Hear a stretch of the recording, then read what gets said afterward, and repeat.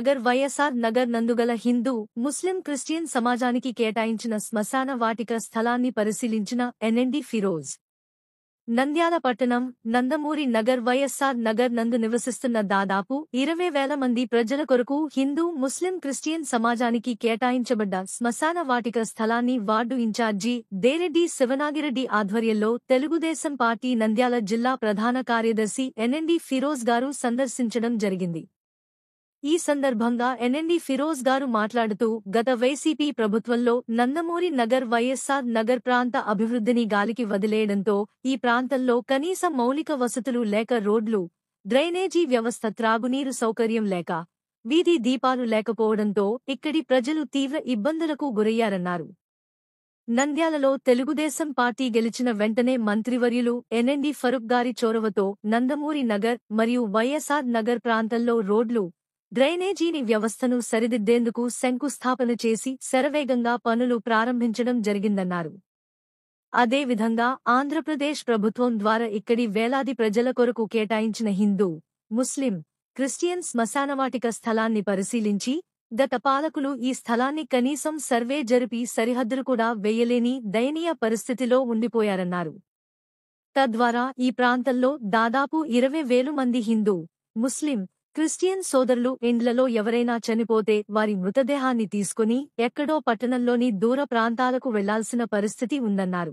ఈ పరిస్థితిని చూసి చలించిపోయి ఎన్ఎండి ఫిరోజ్ గారు అక్కడికక్కడే ప్రభుత్వాధికారులకు ఈ సమస్యను తెలియజేసి తక్షణం ఈ శ్మశాన వాటిక స్థలాన్ని సర్వే చేయించి హిందూ, ముస్లిం, క్రిస్టియన్ సోదరులకు సమానంగా విభజించి వారికి ప్రహరీ గోడలు నిర్మించి హక్కు పత్రాన్ని అందించాలని కోరారు. అదేవిధంగా రాష్ట్ర మంత్రివర్యులు ఎన్ఎండి ఫరూక్ గారి దృష్టికి తీసుకువచ్చి ఈ సామూహిక శ్మశాన వాటికను అన్ని విధాలుగా అభివృద్ధి చేసి ఇక్కడి ప్రజలకు ఇబ్బంది కలగకుండా చూసుకుంటామని హామీనిచ్చారు. అదేవిధంగా నందమూరి నగర్ మరియు వైఎస్ఆర్ నగర్ ప్రాంతాన్ని పట్టణానికి తగ్గట్టు అన్ని విధాలుగా అభివృద్ధి చేస్తామని వారికి తెలిపారు. చెప్తూనే ఉన్నారు, ఒక్కటి ఏమంటే శ్మశానంది కావాలని ఎంతటి నుంచో పెండింగ్ ఉందని చెప్పారు. నేను ఒకటే అంటున్నాను, ఎవరన్నా ఒక 2-3 కంపల్సరీ ఉండాలి దీన్ని ఫాలోఅప్ చేయడానికి. ఎందుకంటే మీకు తెలుసు, ఏదన్నా గాని మనం 1కి 100 సార్లు తిరిగితే కూడా పని కావు. ఏమి చెప్పులు అరిగిపోయి కానీ మనం పని చేసే వరకు మనం వదిలిపెట్టకూడదు. అట్లానే నేను కూడా నా దగ్గర కూడా వచ్చండి, నా దగ్గర కూడా 100 సార్లు చెప్పండి, ఖచ్చితంగా ఎక్కడ ఫోన్ చేయాలో అక్కడ చేస్తాను, ఎక్కడ రమ్మంటే అక్కడ వస్తాను నేను. కానీ మీ పని మాత్రం చేసి పెడతాను. దానికోసం మీరు ఎంఆర్ఓ దగ్గర గాని, ఆర్డీఓ దగ్గర గాని, కలెక్టర్ మేడం దగ్గర గాని మీరు వెళ్ళినప్పుడు కూడా చెప్పండి, నేను కూడా చెప్తాను. నేను కావాలంటే కలెక్టర్ మేడం దగ్గర కూడా వస్తాను. ఇంకొకటి, ఫస్ట్ మనం ఇది ఏమన్నారంటే నిన్న కమిషనర్ గారు, దీనికి ఇది మనం ప్లేస్ కేటాయించిందని ఒక కంప్లీట్ ఒక చేతిలో ఒక ఇది ఉంటే, లెటర్ ఉంటే బాగుంటది. ఇది మీ శ్మశానం అంటే ఇంకా మనకు ఏం అడ్డు ఉండదు. ఇంకా ఇది మనకు ఎలొకేషన్ అని ఒక అలాట్ చేస్తే అయిపోతుంది. దాని తర్వాత అది నెక్స్ట్ ప్రాసెస్. ఫస్ట్ మన ప్రాసెస్ వచ్చేసి లెటర్. అంటే ఇది ఇంతవరకు మనకు ఓరలే చెప్తున్నారు, ఇది అదని చూపిస్తున్నారు, కానీ మనకు ఇక్కడి నుంచి ఇక్కడ వరకు, ఇక్కడి నుంచి ఇక్కడ మనకే ఇది లేదు. సర్వేకి పిలుద్దాం ఫస్ట్. అంటే నేను దీనికోసం ప్రత్యేక 3 ఎవరన్నా సెలెక్ట్ చేయాలి మీరు. దీనికోసమే ఇంకా పొద్దున్న నుంచి రాత్రి వరకు మీ పని ఏమంటే సర్వేల దగ్గర వెళ్ళాలి, అన్న తీసుకురావాలి, అది చేపియాలి. కావాలంటే 1కి 2 సార్లు నా దగ్గర రండి, నేను కూడా ఫోన్ చేస్తాను. ఎక్కడెక్కడ ఆగి ఉందో మళ్ళీ చెప్తే వాళ్ళకి 1 నుంచి 10 సార్లు. ఎందుకంటే మీకు తెలుసు, గవర్నమెంట్ ఆఫీసర్స్ అంటే అంత ఈజీ కాదు. మనం పుష్ చేసే వరకు వాళ్ళు ముందుకెళ్లారు. కంపల్సరీ వెనకాల ఉండి మనం పుష్ చేసి తీసుకురావచ్చే వరకు మన బాధ్యత ఇది. దానికోసం మనం ఫస్ట్ ప్రాసెస్ వచ్చేసి మన చేతిలో లెటర్ కావాలి, అలొకేషన్ ఏమంటే ఇది అలాట్ అయిందని మనకి, అది చాలా ఇంపార్టెంట్.